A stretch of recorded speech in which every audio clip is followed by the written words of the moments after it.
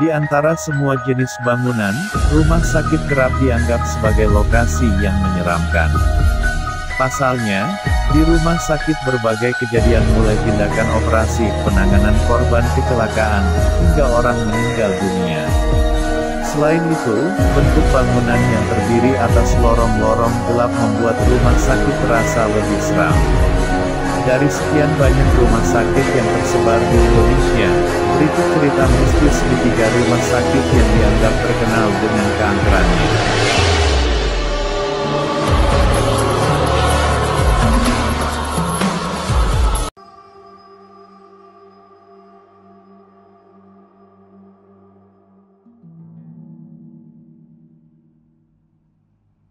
Meski sudah usang dan tidak pernah digunakan, rumah sakit ini masih tetap dikunjungi oleh beberapa komunitas di malam hari.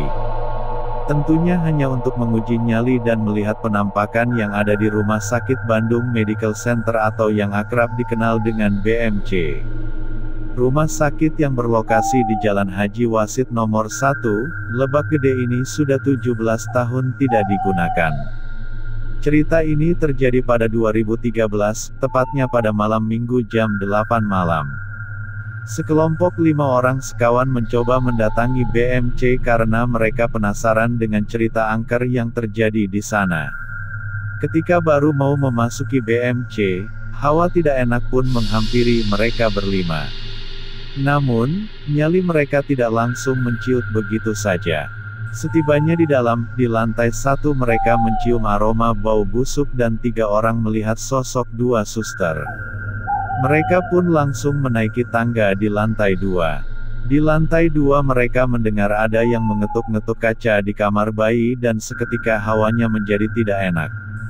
Ketika sampai di lantai 3, terdengar dengusan orang bernafas dengan kencang. Mereka saling tatap menatap seolah ada yang sengaja melakukan itu. Lanjut naik ke lantai 4, salah seorang dari mereka sepintas melihat sosok wanita berjalan memasuki salah satu ruangan di lantai itu. Dan seketika saat itu suasananya menjadi dingin. Selain dingin, suasana di lorong itu sangat lembab dan sedikit sesak. Salah satu seorang di antara mereka juga mencium bau busuk.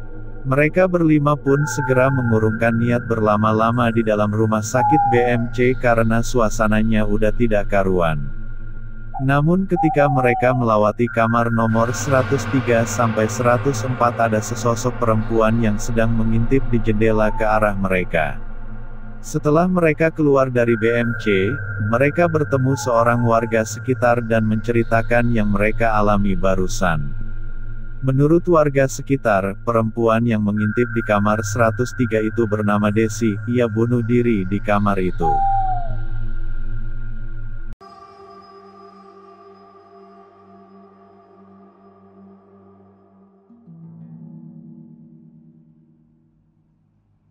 Berdiri sejak 1942, rumah sakit ini memiliki banyak cerita misteri. Banyak kejadian-kejadian mistis yang terjadi di gedung tua yang memang sudah tidak difungsikan karena sudah ada bangunan baru di Jalan Kalimantan. Ada sebuah cerita yang dialami oleh seorang suami istri, sebut saja namanya Elis, usia kandungannya sudah menginjak ke 9 bulan dan waktunya untuk melahirkan. Pada malam itu pukul 7 malam Elis dan suaminya yang bernama Aji turun ke kota Blitar niat hati ingin membeli baju bayi di toko perlengkapan bayi. Aji mengantarkan istrinya dengan mengendarai motor. Sehabis membeli pakaian bayi Elis mampir ke warung nasi goreng di pinggiran jalan. Tak terasa jam sudah menunjukkan pukul 10 malam. Aji dan Elis bergegas hendak pulang, ketika di parkiran motor perut Elis terasa sangat sakit. Elis meminta Aji untuk membawanya ke rumah sakit, karena Elis sudah merasakan bayinya akan lahir saat itu juga. Akhirnya Aji pun langsung menyalakan mesin motornya dan menyisiri jalan untuk mencari rumah sakit terdekat, ketika melewati jalan depan gerbang masuk gedung tua Rumah Sakit Mardi Waluyo. Tanpa pikir panjang Aji masuk gerbang gedung itu, dan memapa istrinya berjalan menuju suster jaga dan satpam. "Suster, tolong istri saya mau melahirkan," kata Aji. Tanpa bicara suster itu tersenyum dan menganggukkan kepala. Alice pun dibawa ke ruang bersalin oleh 4 orang suster dan ada 1 dokter yang menangani prosesi Alice melahirkan. Tak lama kemudian Aji mendengar tangisan bayi. Setelah Aji menemani istrinya yang habis melahirkan, ia pun pamit keluar kepada istrinya yang sedang menyusui anaknya untuk mengabari keluarganya di rumah. Aji pun pergi meninggalkan ruang bersalin. Ketika Aji melewati lorong dan melintasi kamar-kamar pasien, banyak pasien sakit dirawat di sana. Semua orang itu memandang ke arah Aji. Kemudian ia mencoba menyapa salah satunya tetapi tak ada jawaban, semua diam membisu. Suster-suster pun banyak yang lalu lalang tapi mereka diam semua. Aji mulai merasakan ada sesuatu yang janggal pada rumah sakit ini. Keesokan harinya pagi-pagi jam 5. Aji kembali ke rumah sakit untuk menjemput istrinya. Ketika sampai di depan gerbang masuk Aji mendapatkan keganjilan lagi yang dirasakannya. Tak ada satpam, tak ada mobil ambulan, tak ada suster yang lalu lalang. Sepi seperti tak berpenghuni, tapi Aji tetap masuk menuju kamar inap di mana istrinya semalam. Ketika dia menoleh ke kanan dan ke kiri, semua kamar-kamar inap pasien pun sepi. Tak ada satu pasien pun. Hati Aji menjadi cemas, jantungnya berdegup kencang dan bulu kuduknya merinding. Sesampainya di kamar inap pasca melahirkan, ia tercengang kaget. Istrinya tidak ada di tempat, ia semakin cemas dan takut, tetapi dia tetap memberanikan diri. Sambil menangis dia memanggil-manggil nama istrinya. Dia mencari ke setiap lorong kamar, tetapi tak ada sahutan. Dia berlari dan terus memanggil nama istrinya. Tiba-tiba langkahnya pun terhenti. Ada 1 lorong yang belum dilewati, yaitu lorong kamar mayat. Dia pun berlari menuju ke arah kamar mayat. Dia pun terhenti langkahnya. Dia mendengar isak tangis dari kamar itu, dan seperti isak tangis istrinya. Tanpa pikir panjang Aji membuka pintu kamar mayat. Dia mendapati istrinya menangis duduk sambil memeluk erat anaknya dengan wajah yang pucat pasi, dan terlihat wajah ketakutan yang luar biasa dari Alice. Alice tak bisa bicara, cuma menangis lega karena Aji datang menjemputnya. Aji langsung mengajak anak istrinya keluar dari gedung itu. Ternyata rumah sakit ini sudah lama tidak digunakan lagi.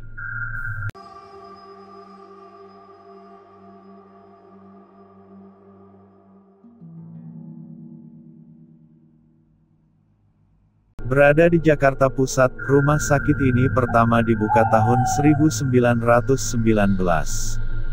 Memang terbilang sudah sangat lama rumah sakit ini menangani berbagai macam pasien. Namun di balik itu, rumah sakit ini punya banyak kisah mistis yang sering dialami pasien atau kerabat pasien yang sedang menjenguk ke RSCM.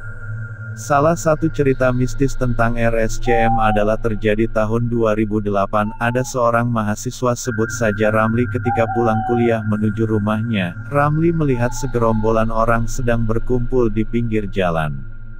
Ketika didekati, ternyata terjadi kecelakaan sepeda motor yang terbilang cukup parah. Saat sedang melihat korban, Ramli pun mengenali korban kecelakaan tersebut. Ia adalah teman sekampus Ramli. Dengan segera ia menolong temannya tersebut dan membawa ke rumah sakit terdekat dengan bantuan warga yang berada di lokasi kejadian. Kebetulan rumah sakit memadai yang paling dekat dengan tempat terjadinya kecelakaan adalah RSCM. Setibanya di RSCM, teman Ramli mendapatkan perawatan intensif karena luka yang dideritanya cukup parah. Ramli pun segera menghubungi kedua orang tua korban. Namun, orang tua temannya berada di luar kota. Besok pagi baru bisa sampai di Jakarta. Orang tua korban pun meminta Ramli untuk menemani anaknya hingga setibanya mereka sampai di RSCM besok pagi. Ramli pun menelpon keluarganya untuk meminta izin menemani temannya di rumah sakit. Saat itu jam menunjukkan pukul 23.30, suasana rumah sakit sudah sangat sepi. Ramli mencoba tidur tapi gagal karena masih shock dengan apa yang dialami teman kampusnya. Karena merasa bosan, Ramli memutuskan untuk mencari segelas kopi. Ia pun menanyakan letak kantin kepada suster yang ia temui di salah satu lorong RSCM. Namun ternyata letak kantin yang ditunjukkan suster amat membingungkan. Terpaksa ia mencari-cari sendiri dengan insting yang ia miliki demi segelas kopi. Ketika Ramli menelusuri salah satu lorong yang lebih gelap dari lorong-lorong sebelumnya, ia mencium aroma obat-obatan yang sangat menyengat. Selang beberapa menit, ia mendengar suara aneh seperti orang sedang berbisik yang berasal dari sebuah lorong di depannya. Ramli pun mencari sumber suara tersebut karena merasa penasaran. Ketika Ramli mendekati sebuah bangsal yang sangat minim cahaya, suara aneh itu terdengar jelas di dalam bangsal. Dengan rasa penasaran campur takut, Ramli pun berjalan memasuki bangsal tersebut. Di dalam ruangan itu banyak sampah medis bertaburan di lantainya. Ketika Ramli memasuki bangsal, suara tersebut pun seketika menghilang. Segera Ramli menyebar pandangannya melihat kondisi bangsal yang terlihat sangat berantakan. Pandangan Ramli pun tertuju pada sebuah meja yang terletak di sudut ruangan. Saat itu pandangannya sedikit buram karena kondisi bangsal yang minim cahaya. Setelah berusaha melihat dengan jelas betapa kagetnya Ramli dengan apa yang ia melihat sepotong kepala wanita berambut panjang tergeletak di atas meja dengan wajah senyum dan mata menatap tajam ke arah Ramli sambil cekikikan. Sontak Ramli pun kaget campur lemas dengan apa yang ada di hadapannya saat itu. Ia pun bergegas lari dari ruangan tersebut menuju keluar dengan tergesa-gesa, namun ia tersandung sesuatu di depan bangsal. Seketika Ramli menoleh mencoba ingin tahu apa yang membuatnya tersandung, ternyata yang membuatnya jatuh adalah tubuh seorang pria yang tidak memiliki tangan dan kaki. Pria tersebut menatap Ramli dengan tatapan kosong tanpa ekspresi apapun. Ramli pun segera bangun dan langsung lari meninggalkan bangsal dan tak lama ia menabrak satpam hingga keduanya terjatuh. Satpam tersebut kaget melihat Ramli yang sudah sangat pucat dan gemetaran. Ramli pun segera dibawa ke pos satpam untuk ditenangkan dan diberi minum. Ramli pun menceritakan yang ia alami barusan. Satpam pun menceritakan bahwa ruangan itu adalah bekas instalasi bedah umum, tetapi bangsal itu sudah lama tidak digunakan lagi. Dan memang tempat itu sangat angker dan beberapa kali terlihat penampakan hantu berupa potongan tubuh manusia. Ramli pun meminta diantarkan ke ruang inap tempat temannya dirawat. Dan ia tidak pernah meninggalkan tempat itu sampai pagi menjelang.